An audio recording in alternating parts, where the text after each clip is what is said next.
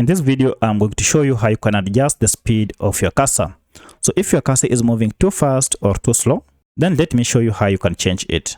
Now, the first thing you need to do is to go to settings, and you can do this through the start menu, and the settings option is here. Click on it to open. From here, look for the option called devices, and then go ahead and click on mouse. Then from here, look for the option called additional mouse options under related settings. Now this will open up this window.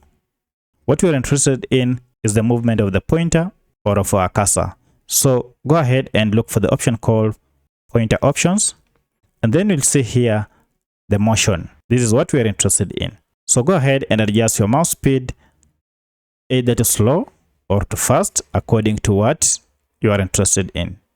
And once you're comfortable with the speed, go ahead and click on apply and then OK. So that's how you change the speed of your cursor on your Windows 10 or Windows 11 computer.